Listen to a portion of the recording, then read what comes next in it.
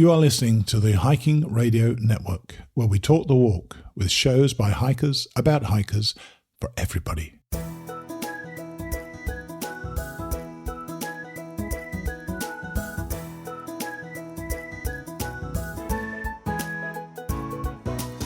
Mighty Blue on the Appalachian Trail, the ultimate midlife crisis. Join Steve and his guests every week as he staggers from Georgia to Maine.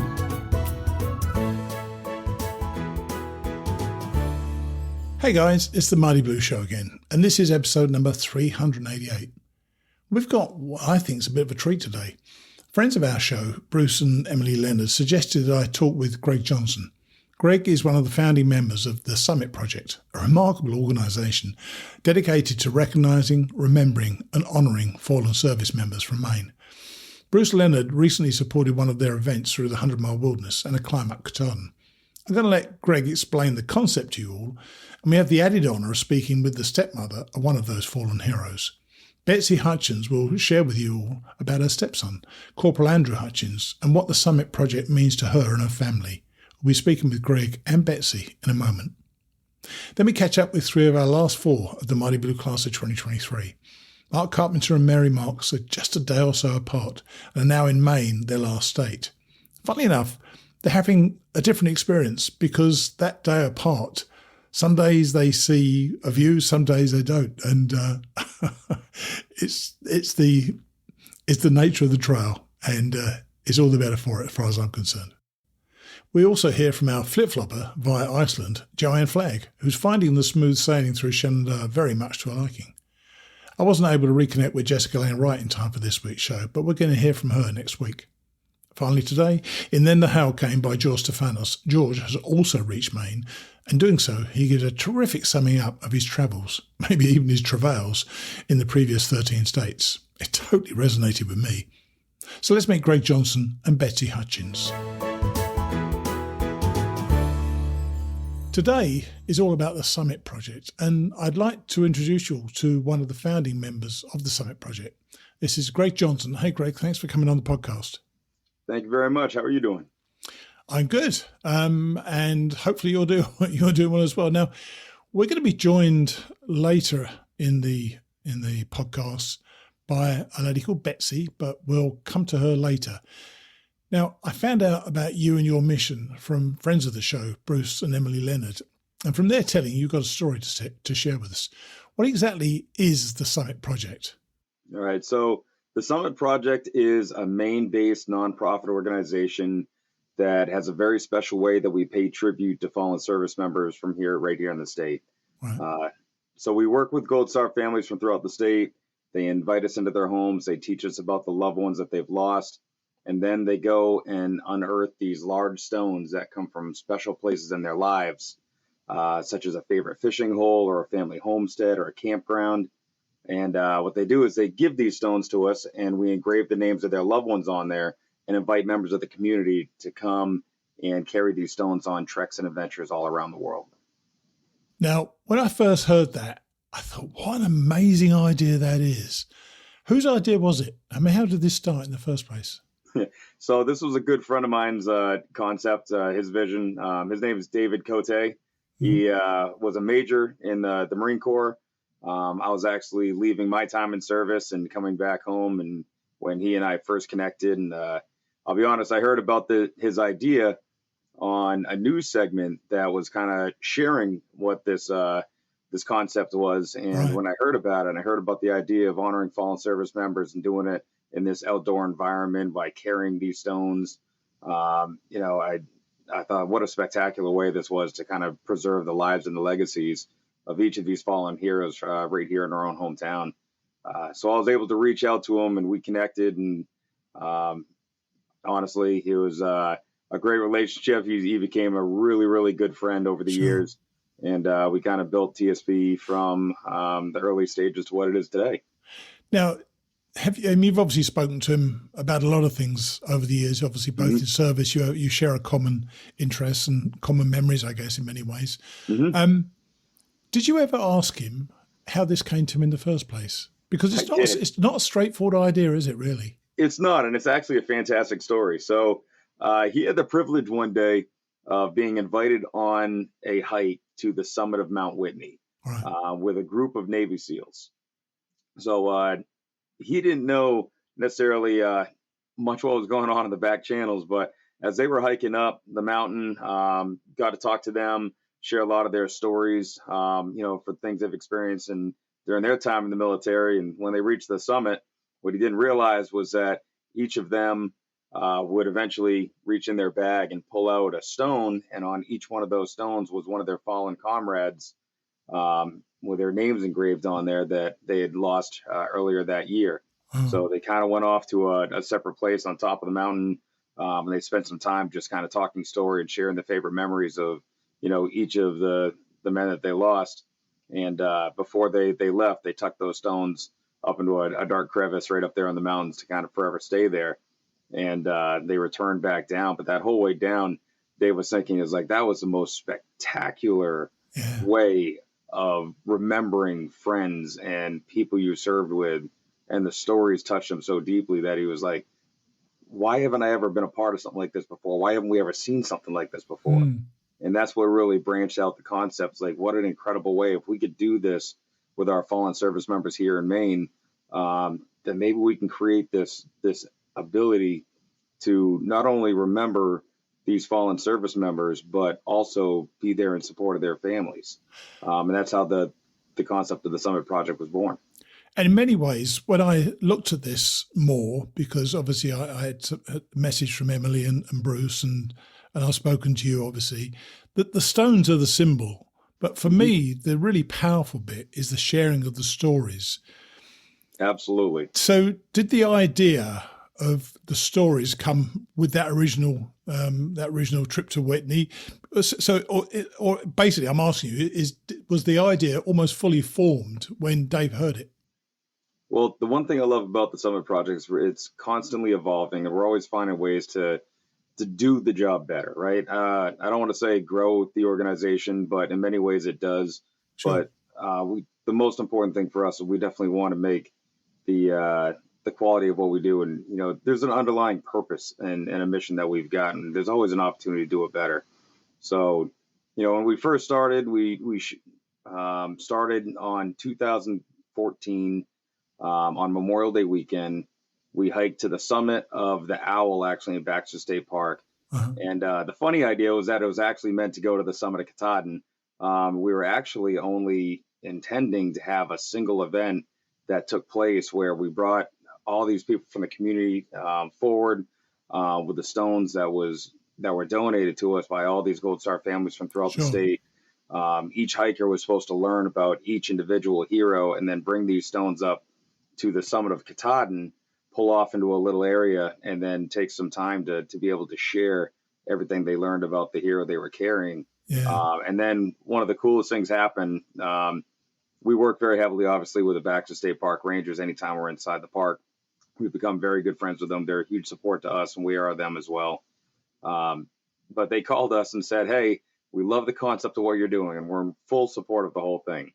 However, these stones didn't come from inside the park. They can't stay inside the park. You will have to bring them back out once you're done with the ceremony. And that really? That's a great thing, because what that actually ended up doing is we kind of revisited the idea and said, why does this need to happen just once? Why do we need to create one event when we could create a living memorial and more people could come forward, learn about these men and women, and those stories could be continuously shared within the community? And that's where the true concept of what the Summit Project became from that point forward. So as surprising as that phone call was in the beginning, completely understandable, right? I completely get it. But it was probably the best thing that could have ever happened to the mission itself. Yeah, we're gonna talk about what happened to the stones later.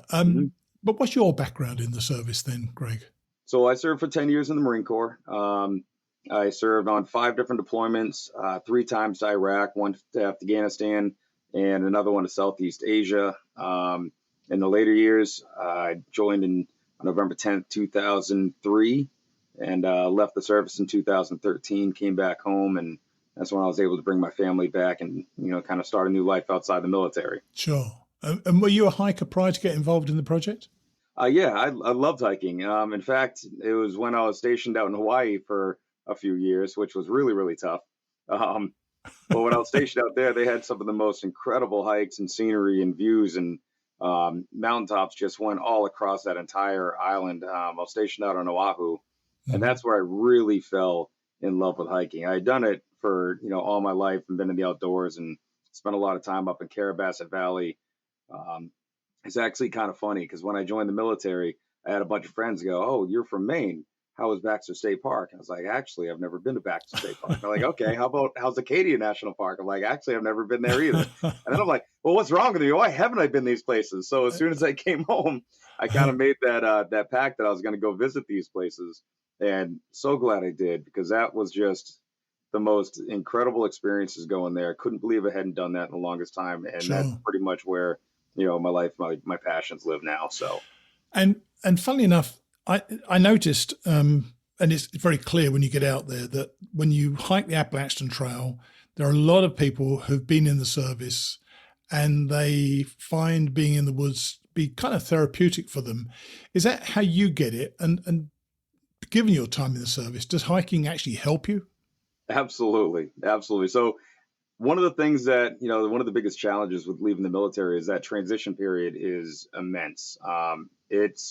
It's challenging, and in many ways, I'm still transitioning 10 years later from my time in the service. Yeah, I'm sure. Um, but there's a very physical aspect of it. There's a mental aspect of it. When you get out into the woods and the environment, um, that's one of the very few places that I have the opportunity to truly leave everything back behind and kind of live in the moment for a little while. There aren't many places I could do that. If I'm, back at the house or I'm in the neighborhood, I'm usually doing something hands-on, thinking about work, thinking about what needs to happen next, Sure. planning different activities.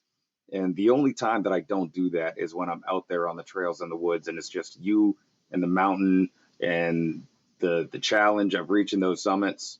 Um, I think one of my favorite parts about hiking is, depending no matter what mountain you hike, you have to earn that trip to the summit. And when Absolutely. you get there, I don't know, it's this feeling of pride that you've got when you stand on top of that mountain peak and you're looking over across the world in a way that other people aren't able to see it, but you earn that view, right? You earn the feeling that you get accomplishing, um, you Absolutely. know, getting to this place that not everybody has the opportunity to go. So all these things kind of come into respect, and that it just builds the love that I have for hiking, and that's really the driving reasons of why I love doing this. And I think many of the people I spoke to who were in the military said it's the peace they got out there. It's something that takes them out of their previous life and allows them to have some transition back to a more regular home life. And so Hmm. it struck a lot of us when we were out there that there were a lot of service people out there.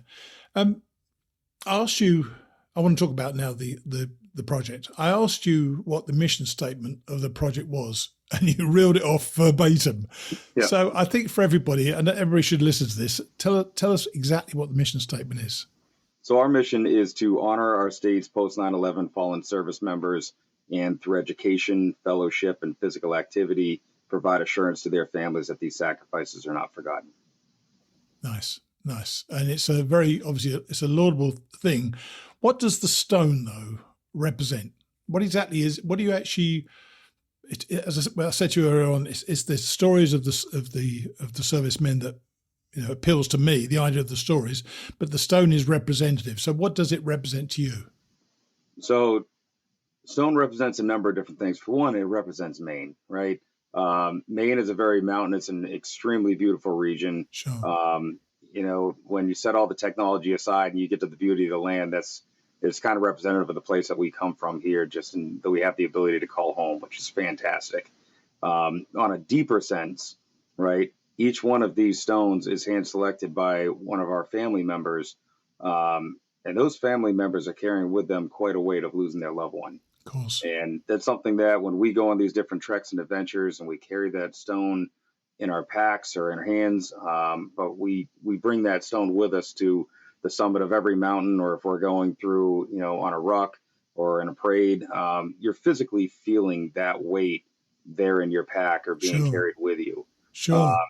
And I make a point to always share and kind of put in perspective with the hikers that no matter how tired you may feel, no matter how much weight that you feel, is weighing down on you as you take each step, it will always pale in comparison to what the weight that the families carry with them each and every day, moving forward after losing their loved one. So, and you actually told me, I find this hard to believe, but I'm sure it's true. Some of them could be pretty heavy, and some stones are as much as 20 pounds. That's someone who doesn't like somebody, isn't it? Absolutely. We have our stones range from a couple pounds to about 18, 19 pounds is the biggest one. And that's Christopher Cash. He's a big boy. But yeah, these you definitely feel these stones when they're in your pack. And you definitely know that they're with you. But the beauty of it is, even going on these treks and adventures, even without the stones, you still have these guys carrying you forward every step of the way, and you feel their presence the whole time you're out there. So what is the process? You approach the Gold Star family, or do they approach you? So we actually have, we've learned many things over the years, and one of the big things that we found solid right from the beginning was a desire to make sure that the families were always protected, and that the way that we conduct the mission of this organization, we want to be very, sensitive to the grieving process that they're going through. Yeah, so we put ourselves out there, and the mission of TSP, and we read the mission statement earlier and hold so true to that. We'll start every discussion, every meeting that we have, every breakout committee, every board meeting, by reading that statement, to make sure that everybody understands that every discussion that follows thereafter will always remain directly in line to that. Yeah. But we always make sure that we put ourselves out there for what we're here to do, and we let the families come to us when they're ready to do it. So we try to do this in the best ability that we can. We try to do it with as much respect and honor each fallen service members that we have. We try not to approach the families unless there's a mutual friend who's able to make that introduction, but we definitely want to make sure that they know we're here and that we're here when they're ready for them to come forward. So you let the Gold Star family, because I presume there's a database somewhere with all the Gold Star families in Maine. You let them know you exist. Mm-hmm. Do you visit them before you let them know, before they decide to come forward or not? So there are many events that we have that we interact with a lot of the Gold Star families within this community. It is an incredible community of support for each other, for people in the community itself. But we do interact with them from time to time. We let them know that, hey, when you're ready, we are here to be able to, if you'd like, honor your loved one in this very special way. But when they do come forward and say, hey, I'm interested to find out more, maybe I don't know if I'm ready to do this or not, but I'd like to find out some more information about it. We'll sit down and we'll meet with the families in person if we can, and go there and just have this discussion, this open and honest discussion, and share what we're able to do and how we do it. And, we share a lot of the feedback that the families give to us and members of the communities give to us. And, for the most part, it's welcome with open arms. And a lot of times these families will come and join us at some of these events, and they'll get to see firsthand kind of how personal this is for everybody that's involved. And I think that's one of the biggest things that means the most to the families, is that everybody who's involved in this whole project is personally vested, and we're doing it because we truly want to help and be there in support of each other. So you learn the story, though, of the fallen servicemen from the families directly. They tell you about that person, and they create a narrative for you guys to take forward and share with others. Is that correct? That's correct. So what are the requirements for actually community members carrying a stone and helping out with the project? Each person who participates in a Summit Project event is required to do 3 really important things for us. The first thing is to learn everything they possibly can about the hero that they choose to honor. The second thing is they physically will carry those stones on treks or adventures anywhere in the world. These stones have been to Mount Everest. They've been to Kilimanjaro. They've been to Denali. They've hiked the Appalachian Trail. But everywhere they go, the stories of these fallen service members get shared with everybody that these hikers interact with along the way. Sure. And then the third thing, and it's probably the most important of what this organization does, is that these hikers will sit down once they're finished on their adventure. They'll sit down and write letters back to the families, sharing with them the experience that they had and the impact that their loved one was still able to make. even after they passed. Sure. So they must be very important letters for people to write, and to a degree, it must be incumbent upon those people to really think about this, because you send a letter back to a grieving family, then it needs to be your best effort, mustn't it? So I'm sure that you guys must almost teach that and make sure people can do that. And if people want to get involved, what should they do? So there are many different ways for that to happen. We do host multiple events throughout the year, anything from our largest event that we do over Memorial Day weekend, which is a 3-day weekend retreat for Gold Star families. Sure. We also include a motorcycle convoy from Portland and Millinocket, and we actually have a hike that's included in this weekend too, where we send 4 different teams of 12 hikers each to the summits of multiple mountains in the area. In the fall, which is coming right up, we have another event that's up at Acadia National Park, and that'll be a single-day event, but we'll have 80 hikers that will be looking forward to carry the stones and the stories of our fallen service members. But we also do different events like family gatherings, Friendsgivings, different fundraising events, and more importantly, that these stones are actually down at MEPS, and they're able to be signed out at any time by any single person inside the community. And if anybody wants to carry one of these stones, I simply need to go to our website and click on the link that says Reserve a Stone, and then just share the details of the event and the contact information. What we'll do is we'll reach out and coordinate the pickup of one of these stones, and then you can take it onto your own adventure. And that's how these stones have gone some of the farthest places, right? So that's how they've been to Mount Everest, is how they've gone to Kilimanjaro. Andrew Hutchins stone has actually done a bike ride all the way from Maine to Florida. But there's so many different ways that these stones can get out and get involved in the community.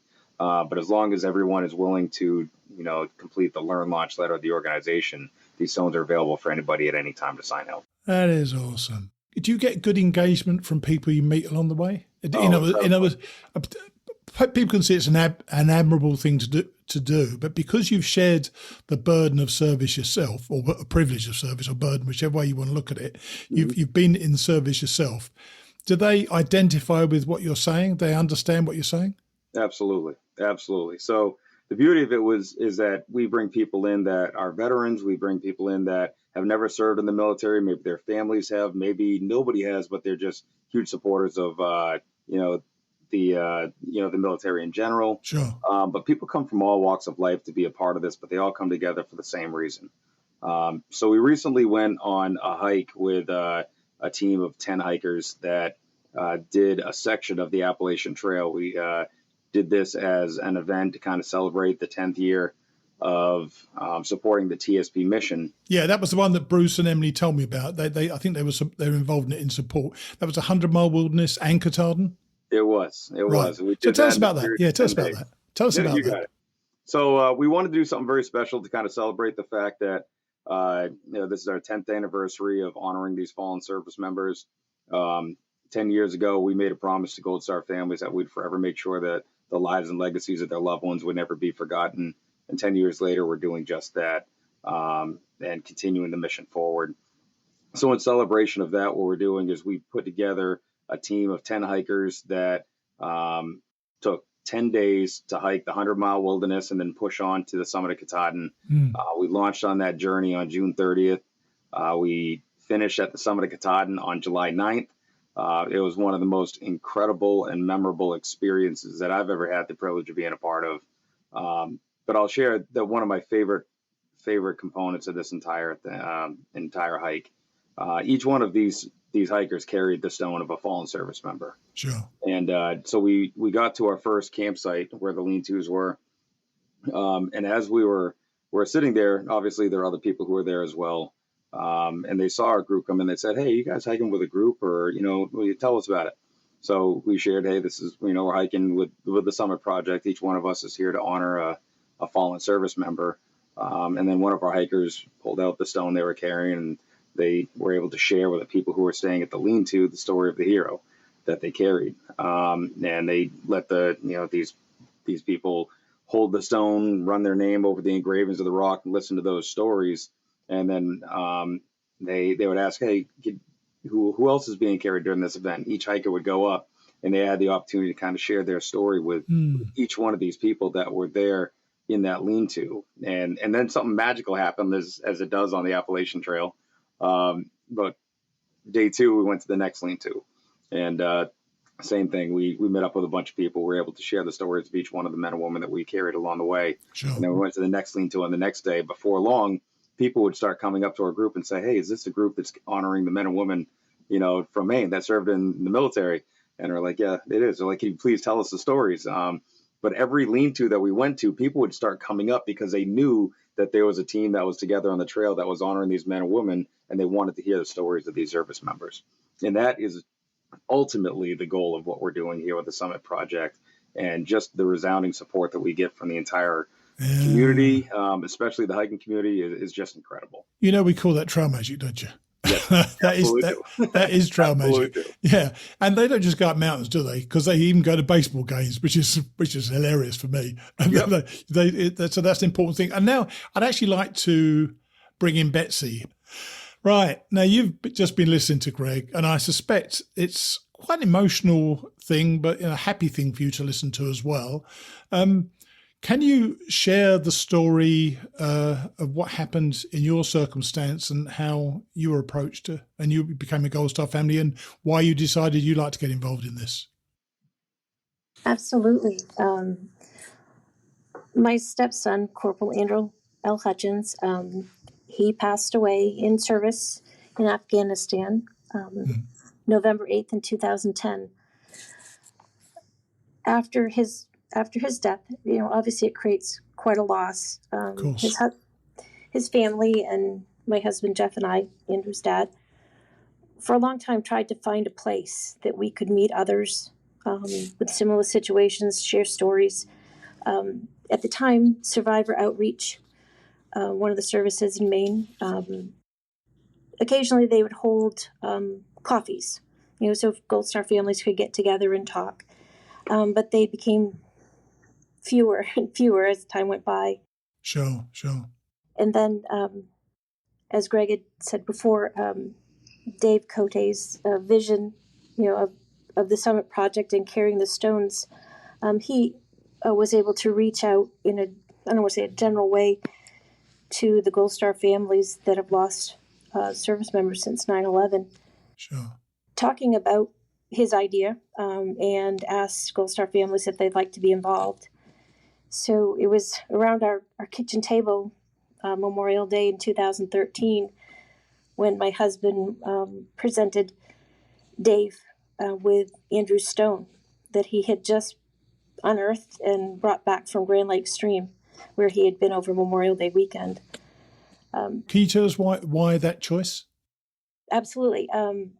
Grand Lake Stream was a place that Jeff's family and Andrew, he brought Andrew every Memorial Day weekend, and they would fish year after year. That place in particular, I think when Dave was asking for families to think of a special place, that's where Andrew caught his first salmon at the dam pool on the head of Grand Lake Stream. So that's exactly where Jeff went to grab the stone, and we presented it to Dave at the kitchen table. And Dave asked us, as I know he had asked a lot of other Gold Star families he talked to, what would you like to see? What would be important to you? And for both Jeff and I, the ability to get together with other families and people and to talk about our grief. Sure. We're lucky, Jeff and I guess we grieve in similar ways, and that we need to be around people and talk to people and share Andrew's story. And the Summit Project, as it's grown, has definitely provided that for us and so many other families. I'm sure. And so your stone was taken by Dave himself, was it? Yes. Right. Yes. So he took. So, and where did he go? Where did he take the stone? Greg, maybe you can correct me, but I'm not sure what the local engravers that Dave brings the stone or had brought the stones to, but we created quite a relationship with them over the years. Right. I was going to share that we bring the stones down to Richardson Monument to get engraved, which is a place down in South Portland that does a phenomenal job. And they've done all the engravings on the stones. And they are always looking to support this project with everything they have. But then the Sure. stones are taken to the MEP station, which MEP stands for the Military Entrance Processing Station, which is located in Portland. And that's the actual place where all the poolees and the candidates to serve in the military go to go through their processing, and also swear into the military before they get shipped off to basic training or boot camp or wherever they go.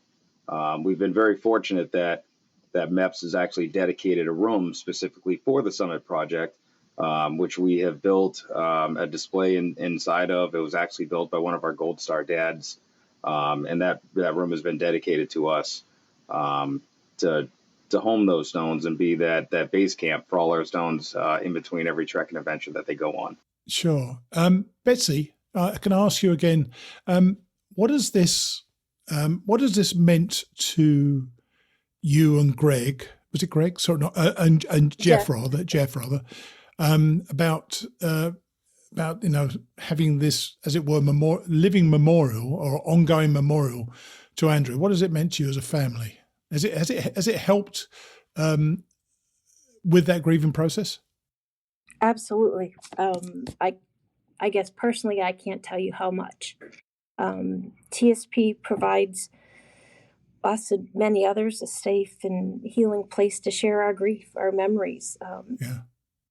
There are no more memories to being created, and sometimes when you're with your family, everybody knows those, but you keep wanting to share them. Sure. Processing that grief. It's like I said, it's meant a lot to our family. Every time that we can get together with them. And so so Andrew Stone went. Where did Andrew Stone go again? It came from the head of Grand Lakes. No, Grand Lakes Stream. Where did it go? Where was it taken to? Where was it carried to? Gosh, I can't even name probably all the places that it has gone. Oh, right. It's been to a number. Oh, okay. It's been. So you, at the end of it, you've received, did you receive letters from the people who carried the stone?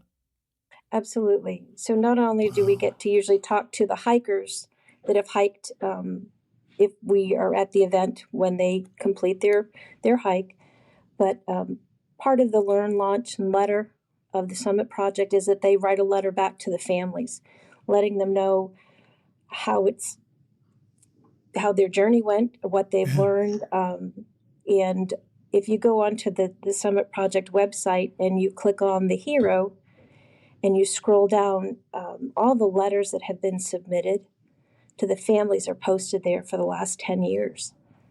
Betsy, isn't that? But sorry to interrupt you again, but I think about these things as I'm talking to people. That is amazing that your son, even though you lost him, is still making memories. Something's happening.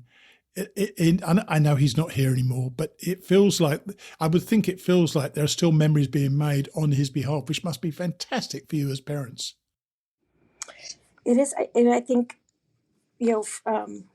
from beyond these heroes, they're giving the hikers and families and volunteers strength and inspiration. Sure. And I think every time that we can share Andrew's story, or quite frankly, I can share stories of other heroes and other Gold Star families that I've learned information on those servicemen or women, it compounds how far that your stories go. Sure. Now, Greg, I know when we spoke before, I asked you to tell the story of somebody whose stone that you'd carried in the past. Were you able to get necessary permission?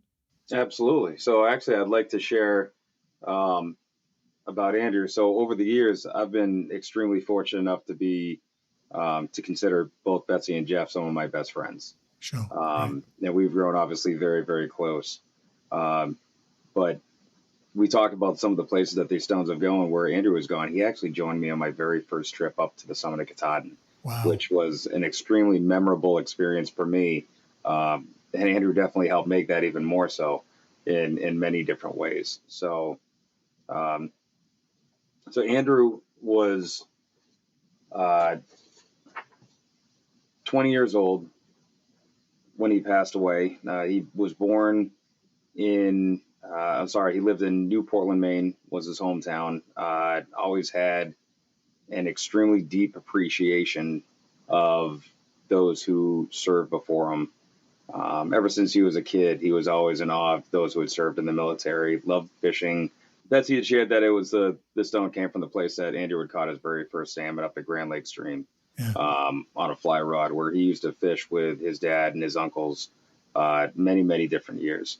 So Jeff had told me about one of his fondest memories, and it was about when he was fishing there with Andrew, and they were fishing with a few other friends, and someone had caught a salmon and tossed it up onto the shoal right beside where Andrew was sitting. And as they continued to fish, Jeff looked up, and out of the corner of his eye, he saw this bald eagle kind of come out of the trees and come down and spread his huge wings, right? And he had his talons out. And the bottom line is he wanted that fish, right?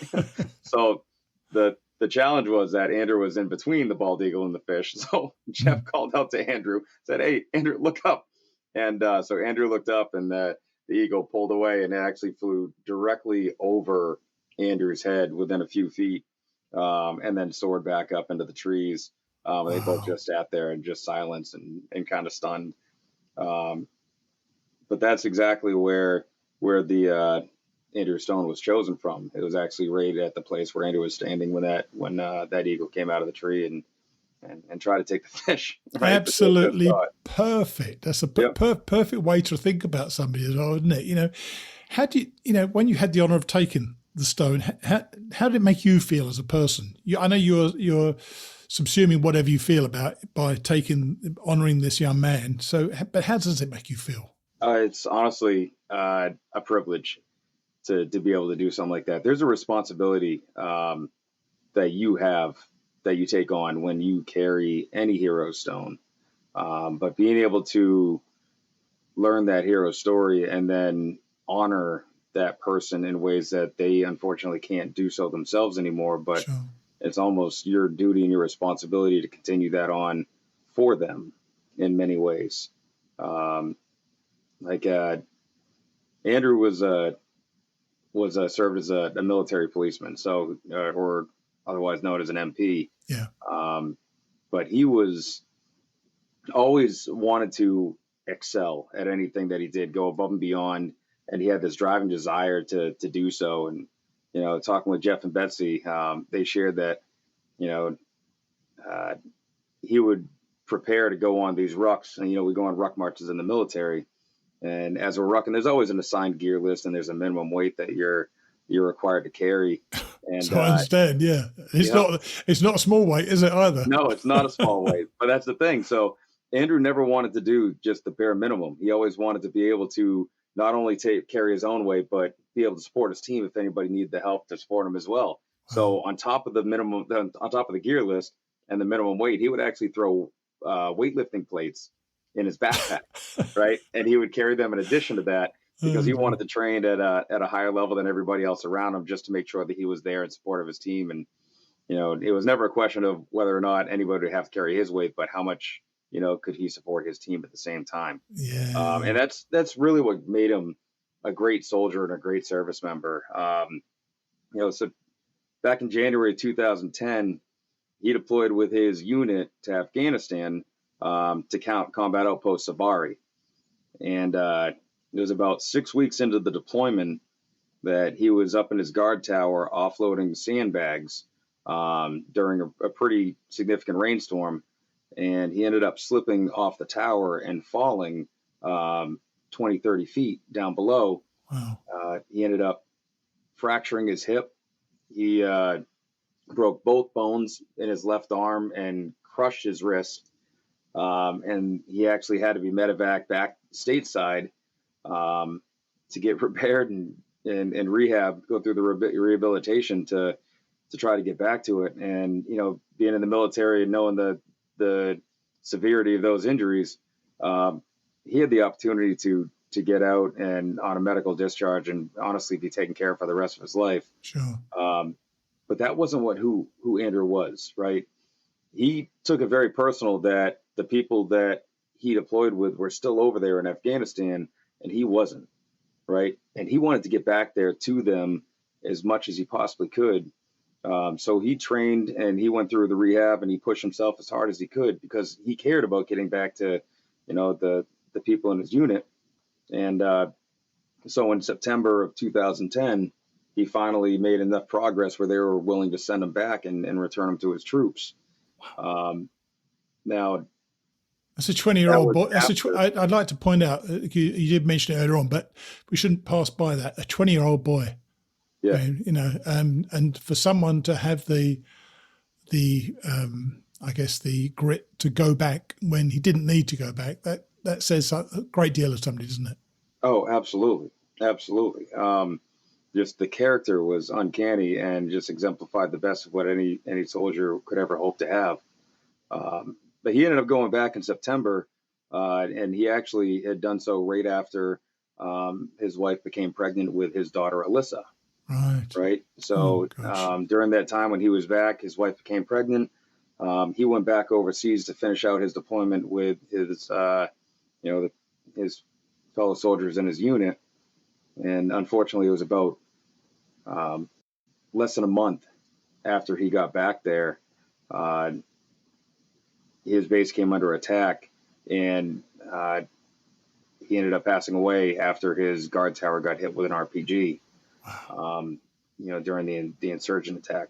So, I hate to say it, but I couldn't even imagine not being able to see, because he never had the chance to meet his daughter. Yeah. Right. Yeah. He never got the chance to hold his wife one last time. His daughter never got the chance to meet her dad. Right. So over the years,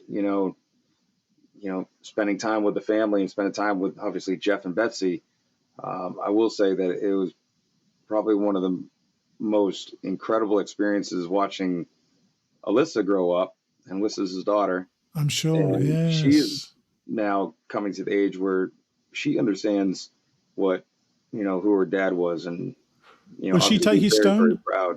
Will she take his stone, do you think, somewhere? She will. She absolutely will.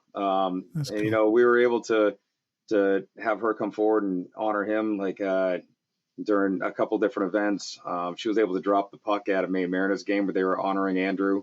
And I'm looking forward to her being a part of a lot more of these different things, and just being able to spend time and be able to meet her and talk to her as she grows up is going to be just incredible. So how do people, though, Jeff, get involved in this effort? Do they choose to go on? Can anybody in the community go and take a stone on a trip? Absolutely. So we offer a number. We host a number of events throughout the year. We do our biggest event up at Baxter State Park on Memorial Day weekend. That involves a motorcycle convoy from Portland all the way up to Millinocket, where our families are waiting. Each one of those riders is carrying the stone of one of our fallen heroes, and they're escorting it up to the Baxter State Park region. We have 4 teams of 12 hikers each that on the second day of the event, they depart, and we shuttle them out to 4 different mountains. And they actually summit 4 different peaks on the, on the Sunday right before Memorial Day. And then in essence, it's a 3-day weekend retreat for all the hikers, the volunteers, but most importantly, the Gold Star families from throughout the state to just be around each other and be able to participate in the different activities, but mostly to be able to talk and just tell story and share their experiences with each person there and watch those connections kind of be made. And a hiking experience, by the way, is perfect for that, isn't it? Sitting around at night, you if you have a campfire or whatever, just talking stories about the people out there. I think this is, it's not something I'd never even heard of, never imagined it could be anything at all. But what a powerful story it must be for Betsy and Jeff to have their son honoured in that way. And Betsy, I'd just like to thank you first, lastly, for coming on and telling that story, because I guess it can't have been that easy for you. And I just hope that, you feel that we've given Andrew at least some spotlight there where he feels, or you feel, that we've thought about him at this period of time when we're talking right now. We're talking about your son, Andrew. I guess I did have the privilege of being Andrew's stepmom and married to his dad for 14 years of his short life. Sure. And it's a loss, but we're not the only ones. We're not on an island by ourselves. Yeah. And the Summer Project gives us the opportunity to get together with others. Andrew's mom and stepdad, and we see them, and Andrew's widow and Alyssa, we see them on different occasions. But we're sharing these stories with others. I can tell that this is obviously still a powerful thing to you all. And just listening as an outsider, I'm just hearing these stories for the first time. It's a powerful thing. As I say to you, in my mind, it allows that person to be remembered as a living, breathing person. And that is an awesome thing to do when you lose something. I've just recently lost a son myself, and entirely different circumstances. But the fact that you have this particular thing in your life that's happened, it must have enriched that part of your life, at least some, and made the passing a little bit more bearable, I suspect. So I appreciate you both coming on the show and telling your story. And I just hope that this project is able to give some people some inspiration, and they want to come and help the fallen soldiers of Maine. So thanks very much for coming on the show. Thank you, sir, for inviting us. Thank you. I'm so sorry for your loss. Appreciate that. Thanks a lot, guys. Bye. Thank you. Thank you. I'm always so in awe of people who see a problem, find out or work out a way to address it, and then execute it, constantly tweaking it to improve it all the time. As you could tell, I thought this was a great idea, and to me at least, I felt that Andrew Hutchins, through this project, can still be making memories for his family. I thought it was so powerful. And what about Betsy? She showed such grace and poise as we talked about Andrew and the project. And though what happened to Andrew must have been horrendous for her and her husband at the time, Greg and his team have carried Andrew and his memory forward. I'm going to be adding several links in the show notes if you'd like to learn more about the project, as well as a chance to sign up and join one of their fall events. Additionally, I'm going to have a couple of more pictures than usual, including one of Andrew, which Betsy sent me. I'm honoured to include it. Hope you all found that as instructive and inspiring as I did. Now we're going to catch up with the class of 2023. Mark Carpenter has been feeling it through New England. I often read his Facebook posts and I wonder if he's going to make it. Luckily, he's not a quitter, and you can tell that he's determined to see it through. Here's Mark. Hey, good morning, Mighty Blue. Hey, Mark, how are you? I've just been reading the text you sent me with some notes. Oh my gosh, you've had a tough time, haven't you? Yeah, the weather is not cooperating and just crazy things happening. I mean, New Hampshire's tough enough anyway, but to do it in pretty much bad weather most of the time must be bad. So, what are the? I hesitate to use the word highlights. What are the things you that stick in your can stick in your mind about New Hampshire? Wet and brutal. Did you? We spoke about this about stepping up a gear going into New Hampshire and the whites and so on. Yeah. And it is a clear step up as well. But don't you think though that the those previous 1,700 miles or 1,800 miles, can't remember what it is, get you prepared for this in many ways, and you're more prepared for it than you would otherwise have been had you been going the other way? Oh, absolutely. And going through my mind, I can remember bits and pieces of the previous 1,700 miles where you had to climb a straight sheet of rock. Yeah. But it's a very short, brief period. All the rocks there in Pennsylvania. Yeah, you got a lot of rocks in New Hampshire. All the little things, like you were saying, the things that I've encountered here in New Hampshire, I've encountered before, just on a smaller, shorter stage. But it's truly epic, though, isn't it? I mean, it's an epic state to be in. And if you want to hike, if you want to encounter mountains, man, you can't do it better than in New Hampshire, can you? I agree. When the weather's good, it is absolutely beautiful. Yeah. I just haven't had that many good days. No. And so like a lot of people seem to do these days, slackpacking Wolf and the Kinsmans, which is tough. Anyway, 17-mile day. So how was that? Tough, very tough. I mean, the first 8 miles, Wolf wasn't bad, and you get the Eliza Brooks shelter. Yeah. And then it steps up big time, going up the climbs up South Kinsman. And wow, that was the first, that's my first encounter of climbing those rock faces like that. Yeah. But it's, as with every time you go up any mountain, I think, when you get to the top, you've earned it, don't you? And that feeling of having earned it is even more intense up there, I think. And unfortunately, it turns out one of my absolute favourite spots on the entire trail is Franconia Ridge. You didn't see much, did you? No. And, I could tell it must be gorgeous, but when we crossed, it was all foggy, just following the cairns across the top. But as we went down Lafayette, it started to break up. So we took a little break there, and of course, I take tons of pictures. Of course, yeah. When the weather's good.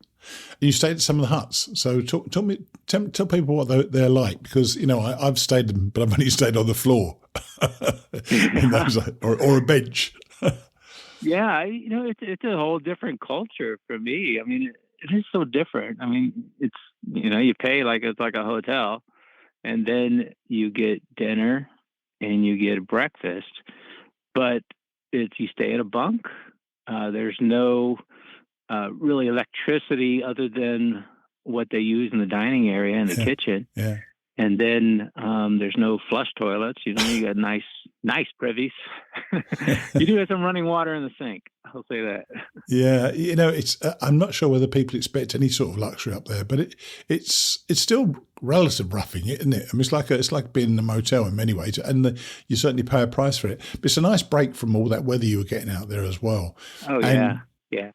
And the thing that really, really stuck in my mind, or brought my mind back to when I did it, was when you said that you hiked onto Madison and the weather got bad on our descent. That descent is a nightmare in great weather. So absolutely, how it would have been in cold weather.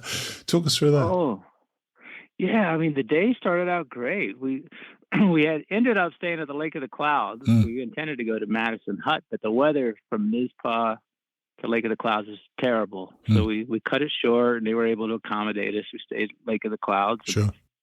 It was a short 1.5 miles up to Mount Washington. And the weather, actually, even the clouds separated. I got some nice pictures. Nice. Spent a little time coming down from Mount Washington. We could see the railroad, the Cog Railroad clearly. Yeah. Took some nice pictures. See the Northern Presidentials taking pictures. And then we get up and over on top of Madison. I mean, I actually made like a FaceTime phone call. It was great. And then it wasn't 10 minutes later, the clouds rolled in, the wind started gusting, straight line rain, and all those rocks. And everybody says allow an hour and a half for that descent. You're above the tree line, fully exposed. Yeah. And it was brutal. And then my hiking partner, he fell, cut his hand pretty good. He actually did a somersault. And I don't know how he didn't really hurt his, hit his head, bad injury, but he managed to dodge that. He broke a pole on the way down. I shouldn't laugh. I should laugh, actually. It was a trying time. A trying time, indeed. But you made it down. You got to the Osgood tent site. But that wasn't the end of it, was it? You had terrible pouring rain. Yeah, man. Luckily for us, we finally got to Osgood, and it was just sprinkling. So we got our tents up, and then the rains came. The next morning, we packed it up. Of course, we were intended to get off at Pinkham Notch and go get his hand tended to. Sure.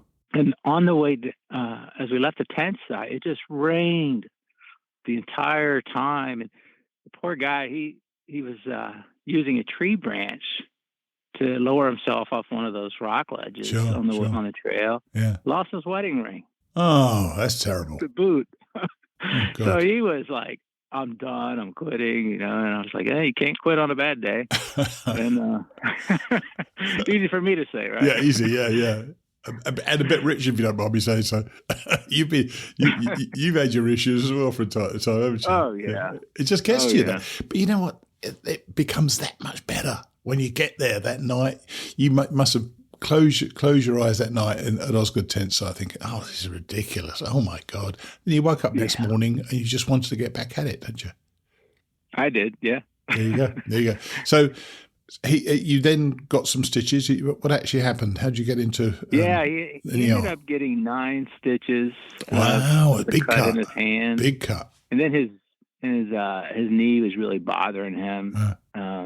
In addition to everything else that he went through, so he was taking a few days off. Sure. But I continued on and get to the Wildcat. Which ain't any easier, by the way, is it? Oh my gosh, what a climb! Oh dear me! Thought I'd never get to the top. So you fell a few times in Maine, and you actually, in the note, you said you fell more times in Maine than the entire previous New 12 Hampshire. months. Yeah. New Hampshire. Yeah. I left my share of skin on those rocks. Yeah. Coming down off North Carter, I did a nice baseball slide. Almost went off the rock. Yeah. The pine tree caught me. Yeah. Well, those rocks are slippery. It's something to talk about. You're going to have something to talk about, the rest of your life on this. You think, the time we were in New Hampshire, oh my God. So you've, in the previous few weeks, I've seen your posts and you've been tired, and I know you're kind of ready to be done. Did we talk about expected finish date now? Is it getting clearer in your mind? Yeah, and actually my youngest son is talking about coming up and hiking Katahdin with me. So we're trying to narrow that day, but it's tough. I'm just looking at it again, and to average, well, depending on the mileage I can average, and it's I don't know. Southern Maine is very challenging. It is very challenging, but it's over eventually, and then you get it's a lot flatter, and Monson, and it's a kind of nice walk into Monson. Then the 100-mile wilderness is wonderful. There's still climbs, but it's nowhere near as challenging. But it's a great time to spend, that time in the woods. I would get your son, if he can, to come up and do the 100-mile wilderness with you, because that will get him more prepared to do Katahdin anyway, and it's a relatively easy hike to do. It's an idea. I'm not sure he can get that much time, but I will definitely look at that. Okay. So I've been talking to some other folks, and they said maybe Able Bridge, start there. Yeah, he could do that, but it's not going to get him the legs he needs to get up Katahdin. But that's the thing he'll have to work with, obviously, as well. So you're getting close to the end. Mm-hmm. How does it feel? Are you grateful that you're still going? Are you feeling I'm ready for this to be bloody done? Well, I'm torn because these are some of the most beautiful parts of the Appalachian Trail. Sure. So I want to enjoy it, but I just my middle son just had his first child. So my third grandchild was just born, and that's who I was FaceTiming there on top of Madison before all the weather went south. But so I'm looking forward to getting back to the family. But yeah, I definitely want to enjoy this part of the trail because it's been just a great experience. Yeah, you cope with it. You've managed it really, really well. Personally, I've been incredibly impressed by how you've done this. And do you feel that you're going to take stuff away from this which will influence you going forward, or was this just an adventure in your lifetime and that was it, and you'll then move on back to how you were? No, I'm going to take away. I've been thinking about that. I was thinking about, I'll call it the 3 Ps. I've learned a lot of patience, a lot of perseverance, and then just preparedness. I thought I could have been more prepared. I thought you were going to use the word pain. Make well, it 4 yeah, Ps. there's maybe 4 Ps. Oh, that's hilarious. Oh, dear. Well, look, stay in the moment. As you say, this is important. These times are important times for you. You know, these are, you should relish this and really enjoy it. And that 100-mile wilderness you're going to love. But enjoy southern Maine as well, because however tough it is, and it's still, you got some magnificent climbs to come right now, and if you get half decent weather, you're just going to be blown away by some of the views. It was one of my biggest shocks was how lovely Maine was. So I'm hopeful that you're going to enjoy it as much as I did. Okay. Yeah. It's supposed to be weather. It's supposed to be good for the next couple of days. Marvelous. Today I get to tackle the notch, the Mahoosic Notch. So it's going to be fun. Enjoy, as they say. Yeah. You will enjoy it, and it's like it's navigated with you again. Yep. Good. Okay, man. Okay, well, look, best of luck, and we'll speak soon, okay? Yeah, sounds great. Cheers then. Bye. All right. Bye. Even though I thought pain should have been in the list, patience, perseverance, and preparedness are certainly 3 Ps that will resonate with most of us. Nice one, Mark. Before we hear from Mary, thanks as ever go to our donors. Recurring donors who stepped up once more are Michael Garsh, Betty McInerney, Sharon James, Sean Debwiley, Ann Pickin, Emmanuel Bravo Ramos, Kevin Weidman, and Gregory Gerbner. Also, we got generous one-off donations from Brian Alsop, Phil Hall, and Sandra Lee.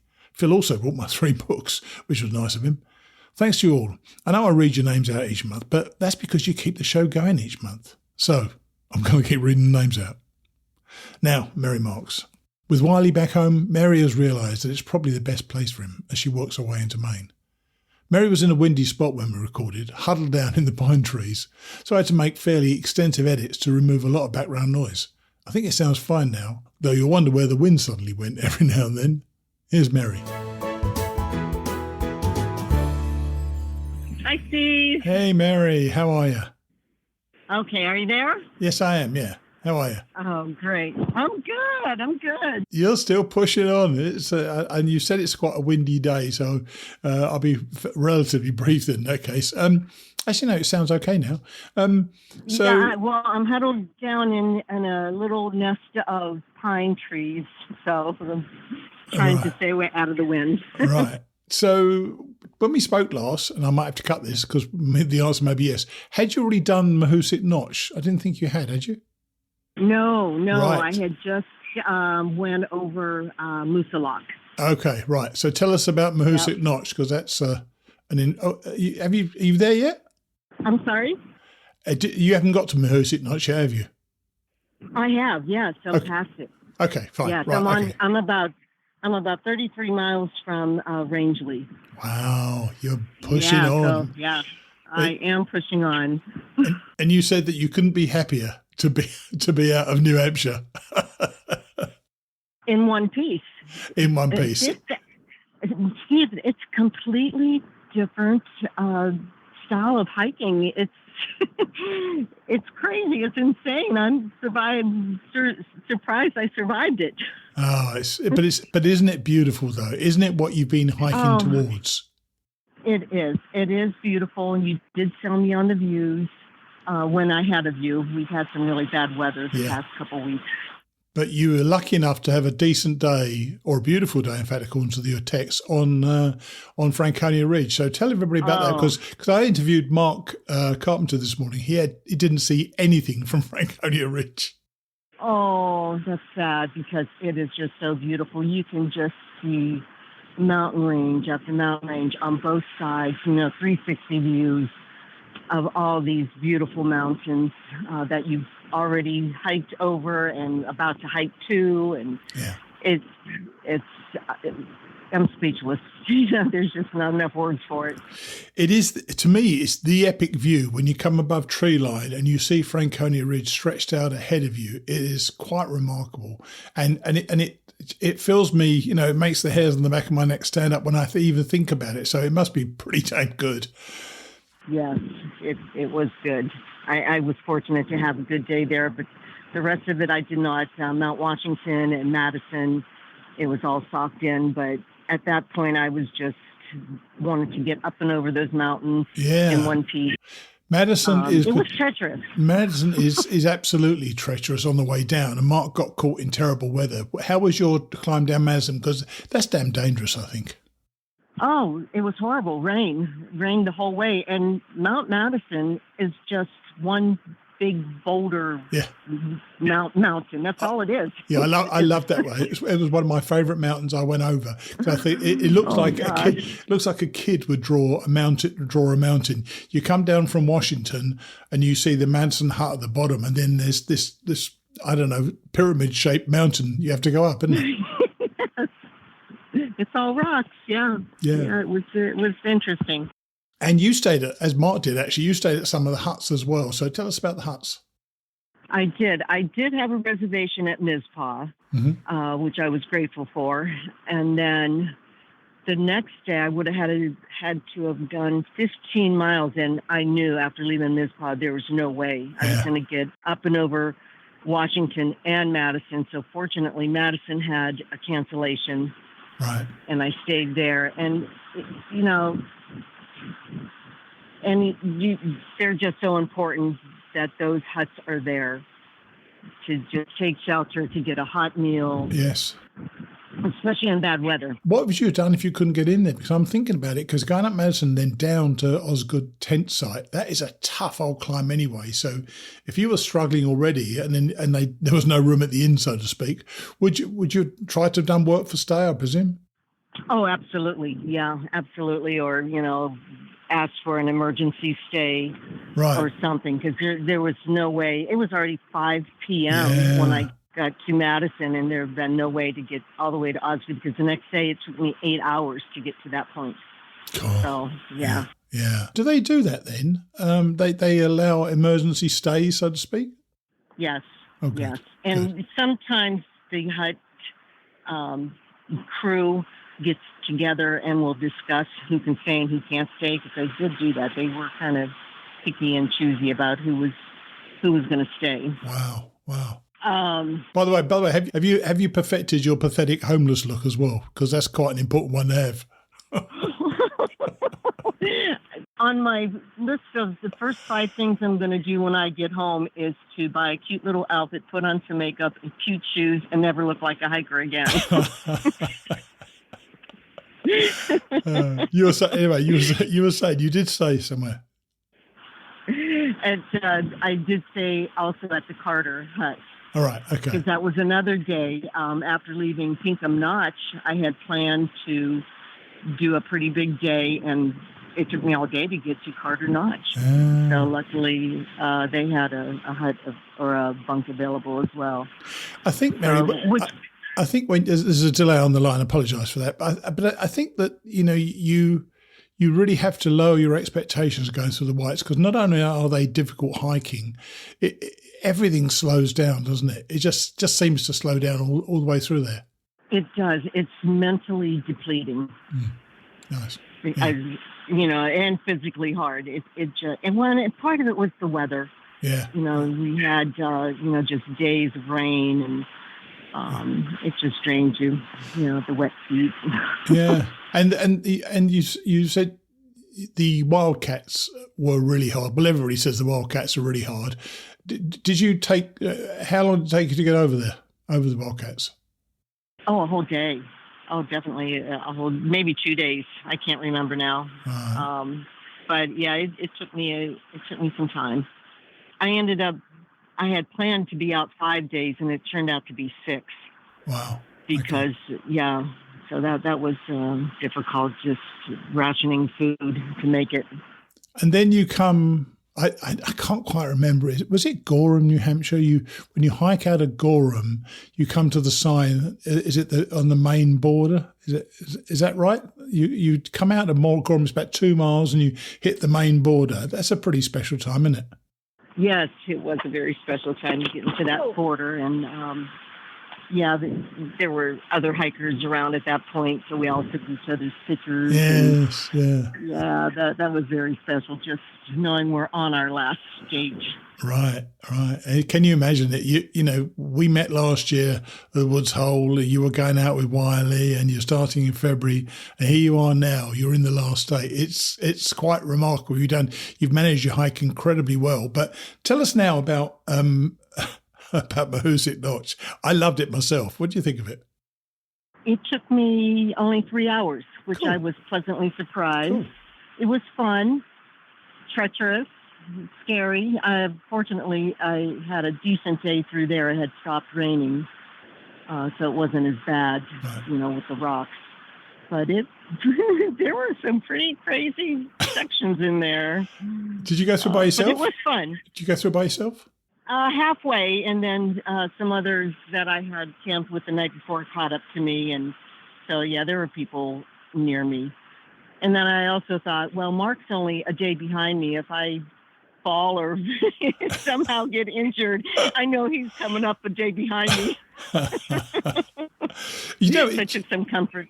Do you know what's funny about it? And especially talking to you two in particular, you've bumped into each other a couple of times now, and your experiences when you look back at it, your experiences, you're gonna remember the trail differently because you're going to remember those views at Franconia Ridge. He's just not. So everybody experiences it in such a different way, and you're literally a day apart. That's amazing. Yeah, isn't that something? How your experience can be so different from the next person. Absolutely, absolutely.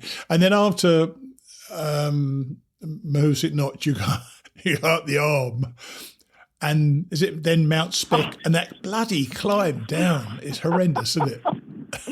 Oh my gosh, I never heard about the arm, but that was just as hard as the notch in a different way, just the climb. Yeah. Wow.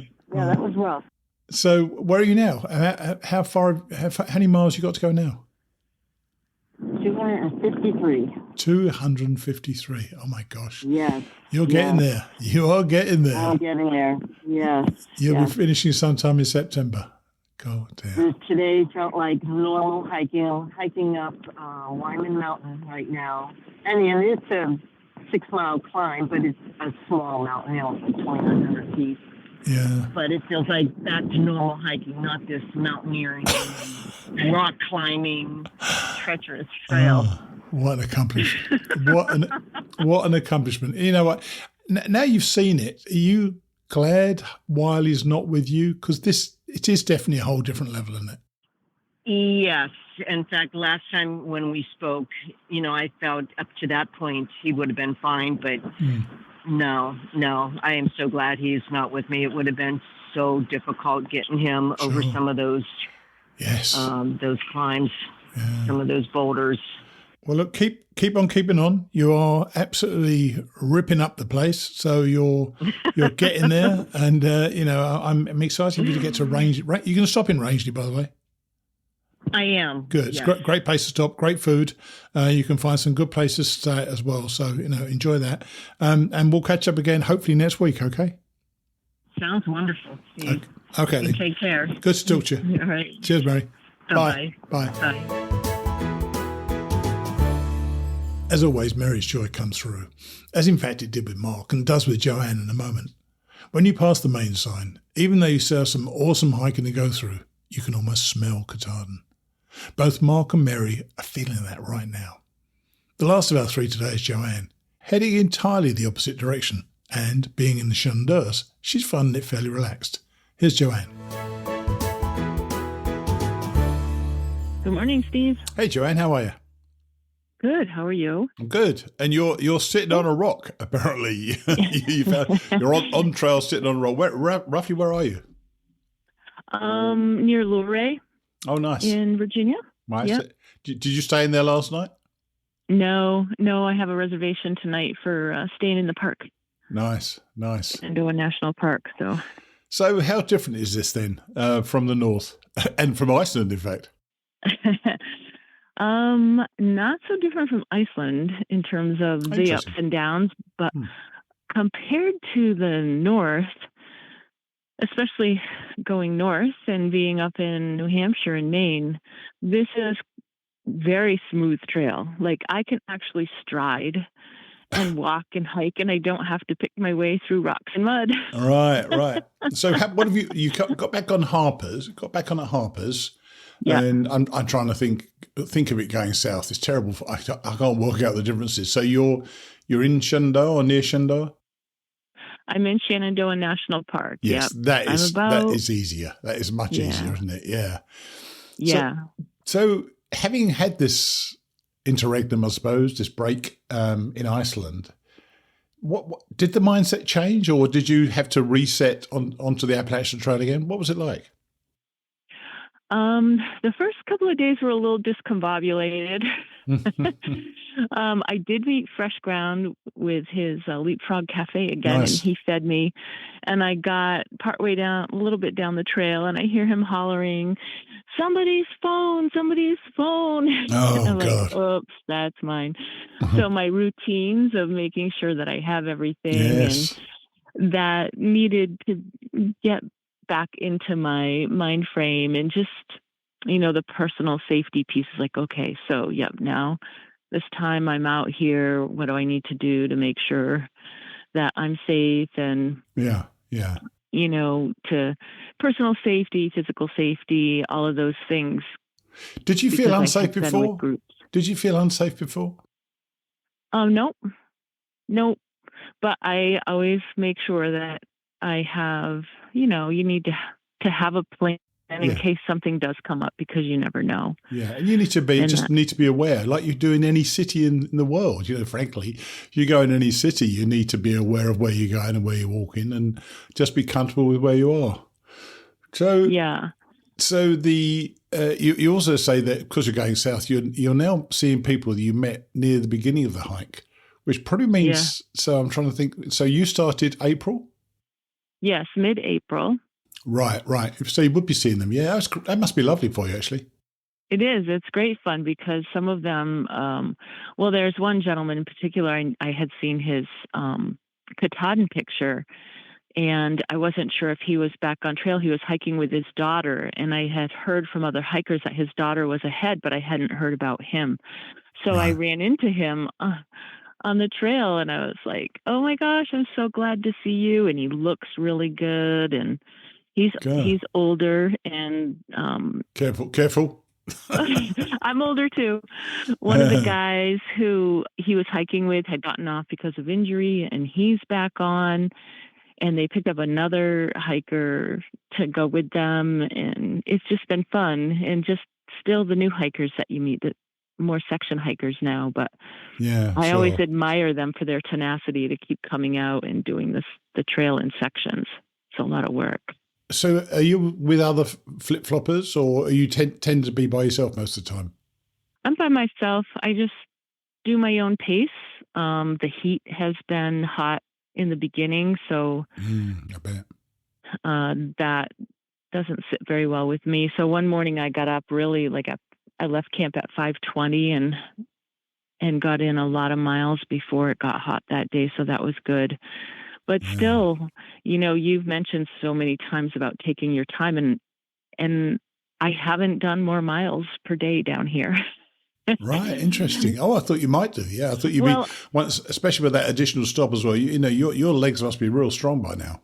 I do feel strong, but I just like to enjoy my time. Like this morning, I stopped for 15 minutes and just watched a doe and her two fawns, 20 feet in front of me on the trail. Isn't that a treat? I always feel that's such a privilege to see these animals in the wild. They always make me jump when I first see them, to be honest with you. But it's still lovely to actually be able to have the chance to observe them doing what they do, which is just hanging out in the wild and finding food and stuff like that. I think it's such a privilege, don't you? I do too, and I'm sometimes astonished at myself that I have to remind myself to actually stop and take the time to watch. It's get the photo, get a cool shot, and then keep hiking. But I was like, no, let's just watch them for a few minutes. And I heard the mom talking to the babes. She went into the brush and she did this little mooing to them, and they pricked up their ears and they looked around, and then they went in the brush with her. It's just little things like that. That's a special moment. Yeah. And so that's watching deer, which is a kind of relaxing thing to do because they're not frightening at all. But bears can be a little bit. So you've seen your first bear. So tell us about how that worked out. That wasn't scary at all. I was on a long stretch of trail where I could see because it was a fence next to a piece of government property, and the trail went next to the fence with woods on the other side. Yeah, right by Front Royal. Yeah, that's right, yeah. Yeah, so I looked up and I saw this dark color, and I looked, and it was a bear walking in the same direction I was. So I just saw him take a few steps on the trail, and then he turned and, 2 steps and he was in the woods. So I couldn't even get a picture of him, but I did see a bear.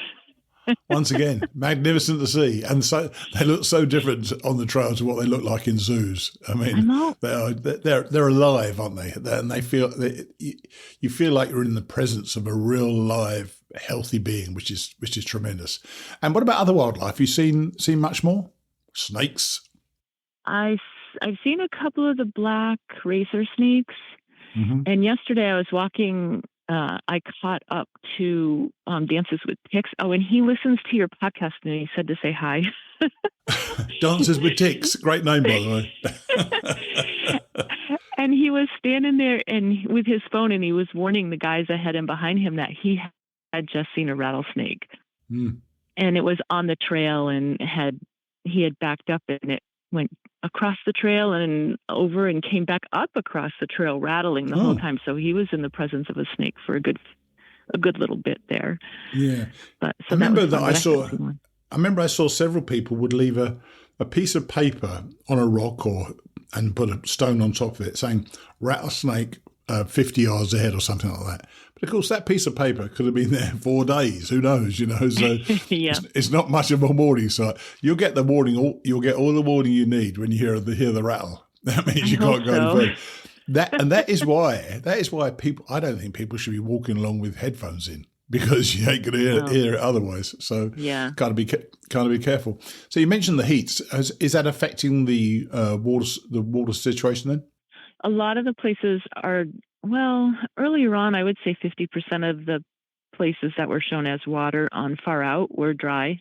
Wow. So I really was, even at the shelters, the description would say gushing stream in front of the shelter, and there was a couple of pools to scoop water from. Always nice. Yeah. But now in the park, there's the campgrounds, and some of the parking lots will have bathrooms or spigots. So and the waysides have spigots where you can get water. So it's food, good. Of course. Yes, really good food. It needs to be done. Yeah, absolutely needs to be done. So are you happy to be back out there? Yes. Yeah. Yeah. It's funny. We're now following there's 4 of you now left still out there. And you all seem to have managed your hike real well. And I just hope it just continues on the way. Have you had any falls, by the way? Have you fallen over? I fell maybe Touch my wood, first day. Touch wood. Yeah, not bad. And I do stumble. A couple of days ago, I tweaked my back because I didn't fall, but I stumbled, and all the contortions you make. But it seems it's good this morning. It wasn't anything to hold me up or anything like that. But when I'm stronger, my feet are more agile and I recover more easily if I do stumble. Yeah. So I've been good that way. So you say you're doing quicker. You say you're doing quicker miles is because the footway is easier, I guess, as well, especially through Shennies. But you're not putting extra miles. Is that because you are deliberately taking your time to enjoy what's around you? Yeah, and then in the social time. Yesterday we stopped at a wayside. There was 6 of us. And the grill didn't open until 11. We got there early. So we went in and had our first lunch off the racks and then waited for the grill to open, then had second lunch. And so we were We were there like 3 hours. It's a bit like my old business lunches in London and New York. These are 3 or 4 hour lunches, which I think they appears will stop these days. But yeah, I remember one of the waysides, I had lunch, as you said, and a second lunch. And then afterwards, because the carbs started kicking in, this particular wayside, there was a nice green area in front of it with some trees. And there were about 5 or 6 of us. We just lay down and fell asleep. I was asleep for about another 2 hours, which was awesome. Well, I did, getting back on trail, I had a quick turnaround from Iceland. And exactly. The second day in, I didn't feel that well. And I got to the top of a knoll and I had grabbed some water in the gap. And there was a campsite up there. And I just quit early and set up my tent and crawled in and took a nap. Then I got up and ate supper and went back to bed. Which is doable, very doable out on trail. And also, there's another great reason that people do like to hike by themselves, because you would have found it more difficult to do that if you're a person you're hiking with at the time needed to put in some miles for some reason, had to get to a post office or something like that. But in your case, you can literally say, okay, I'm done, and get off trail and do exactly what you want. So personally, while I've loved hiking with other people, I think if I ever did a long trail again, I'd be by myself as much as possible. Or at the very least, I would still hike my own hike. And if somebody else wants to hang around as well, that's great. But I will be stopping when I want to stop, starting when I want to start, because this is your shot at it, isn't it? You're probably not going to do this particular one again. So, this is your shot. So you've got to do it the way you want to do it, haven't you? Yes, I agree totally with that. I've done it both ways, and I determined that when I came down here, I really did want to just do it on my own terms and not have to run things that I wanted to do by other people. Sure. I don't mind sharing and all that, but my own flow is fun for me. So yeah. That's fun. I'm glad you're not only back, but you're heading south and going well. That's always a good thing. No tweaks or injuries apart from jarring your back, so that's all good. And as going forward now, we're just going to catch up with you every week if we can. If you haven't got cell, you haven't got cell service. But if you can, generally, we'll try check in every week and we'll see how things are going. Okay. Sure, sounds good. I'll make sure and touch base with you early in the week. That's cool. Appreciate that. Okay. Cheers great. then. Cheers. Bye. Bye-bye. Bye. God, listening to Joanne brought back some memories of the Shennies for me. I remember I was with 4 other people: Trigger, Cushy Life, Dodger Dog, and a guy named Indiana J.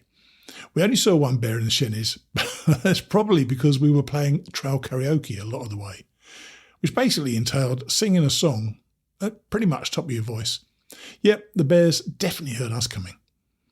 All 3 of our class members seem to be going strong, so I'm getting more hopeful of some finishes in the next few weeks, so hold on to your hats. Now, Then the Hail Came by George Stephanos, and George is backpacking once more, and he's into Maine. How great life can be. I'll see you next week. Chapter 22 of Mice and Maine. Gorham, New Hampshire to Stratton, Maine. Monday the 12th of September 1983, mile 1849.2. I had one final meal of solid food before resuming the backpacking phase of my trip today. A very tender steak sandwich. It's going to be fun to return to gourmet fare like rice and instant oatmeal. I started on the trail at 1:45 this afternoon. That was okay. I was in no hurry to rush away from this last morning of luxury. There'll be plenty of time to revel in the freedom of backpacking once again. About 3 weeks remain in this adventure. I was somewhat apprehensive of the sensation of having that heavy pack on my back after several weeks of carrying less than 10 pounds on my hikes. It was not as bad as I expected. It was worse. I seemed to weigh a ton. Luckily, almost a mile of roadwalk at the beginning of today's hike enabled me to become a bit more accustomed to the weight before the serious climbing began. The Appalachian Trail followed a paved road for a half-mile, crossing the Androscoggin River on a bridge adjacent to a small dam and hydroelectric plant along the way. Then it followed a gravel road for a while before turning off on a path into the woods. For a change, the sun was shining and the air was crystal clear. The Mahoosic Range is purported to be one of the toughest sections of the entire Appalachian Trail. With that in mind, the climb up Mount Hayes was not nearly as bad as I expected. It was a much better trail than those I'd been hiking the past couple of days. As a matter of fact, it was the nicest piece of trail I'd seen on a major climb since Vermont. A few portions were extremely steep, but most of the ascent was moderate. I expect the trail will become much rougher up ahead, but I'll be grateful for every bit of nice trail while it lasts. The trail was in good condition, but I wasn't. Some scamp must have lined my backpack with lead. Day hiking withdrawal. Somehow I made it up to the main summit of Mount Hayes. The elevation was only 2,555 feet, but there were sweeping vistas of the loftier ranges to the south and southwest. The Carter Moriah Range was enjoying a mostly sunny day. The massive, brooding hog of Mount Adams in the Presidential Range was in and out of the clouds. The weather forecasters had predicted a chance of rain for tonight, but the billowing white clouds which drifted across a deep blue sky were gradually breaking apart and dissolving as the day went on. Atop Mount Hayes, the Centennial Trail, on which the AT had climbed out of the Androscoggin Valley, ended. The AT turned onto the Mahoosic Range Trail, which it will be following all the way to Grafton Notch in Maine. This older trail was not quite as nice as the Centennial, but it still wasn't too bad. It, too, was a lot better than the Carter Moriah Trail. If the trail in the Mahoosics is rougher than the trail through that range, there must be some lovely surprises up ahead. There was some steep, rocky scrambling down into the col between Mount Hayes and Cascade Mountain. Cascade Mountain was a visual feast. I ascended the granite cliffs, offering more fine views of the Presidentials and the Carter Moriah Range. The vistas expanded as I strode along the rocky, scrub-grown crest to the 2631-foot summit, unfolding into a 360-degree panorama. Behind me were the Androscoggin Valley and the White Mountains. Before me, the Mahoosic Range stretched out northeastward into Maine, the peaks waxing loftier as my eye followed the trail route forward. Tomorrow should be an interesting day. After Cascade, a long, steep descent dropped into Trident Col, a deep cleft in the mountain range. At the bottom, I took the short side trail to Trident Col campsite.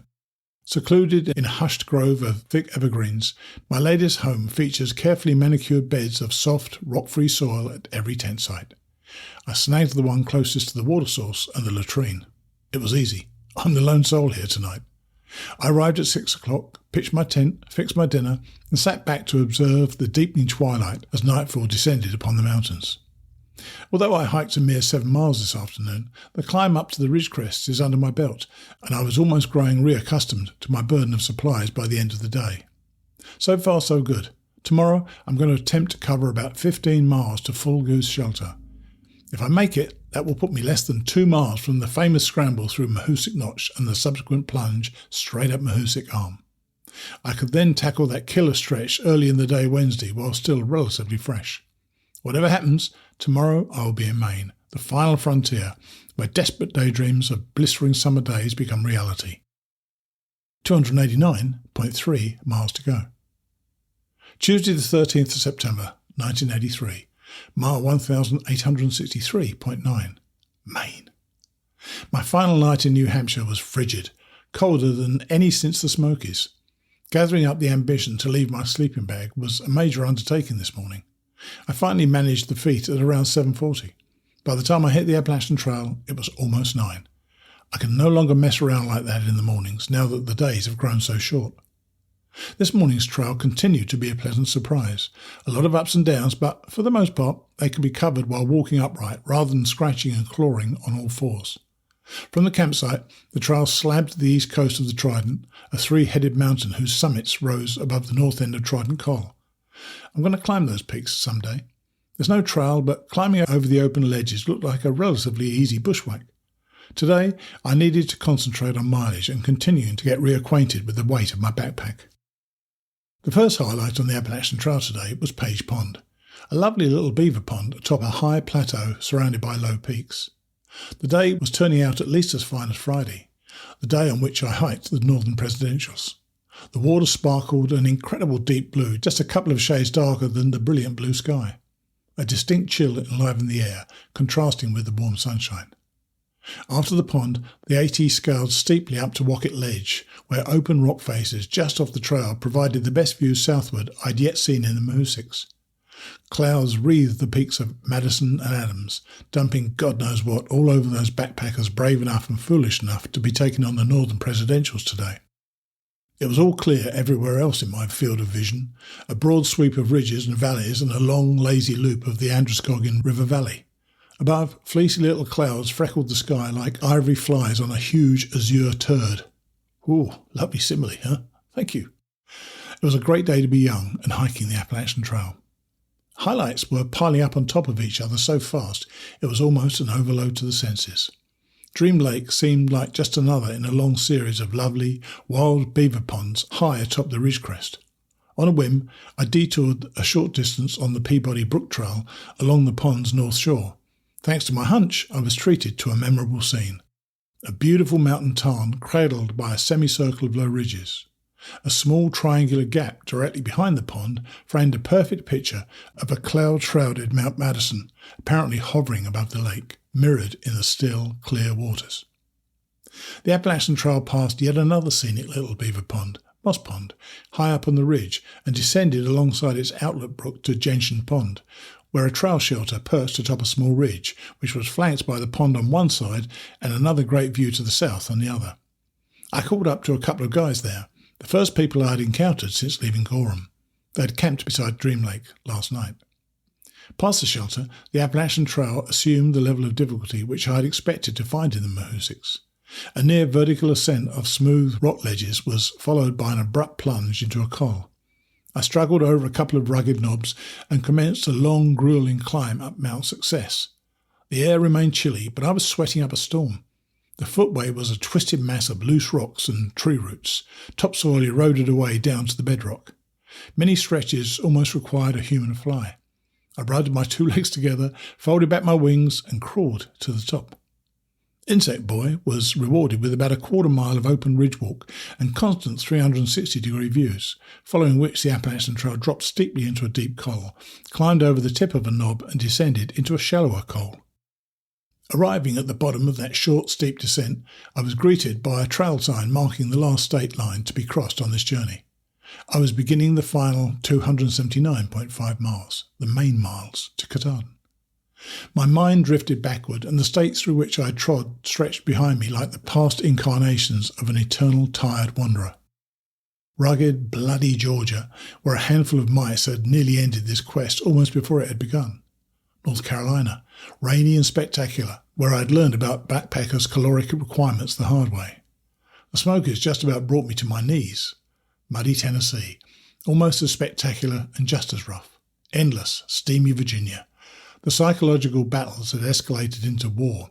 Had one lightning bolt zigged rather than zagged, I would now be another solitary white cross beside the Appalachian Trail on a lonely mountaintop. West Virginia, home of the phantom good humour truck. Maryland, with its Civil War ghosts and seductive soda machines.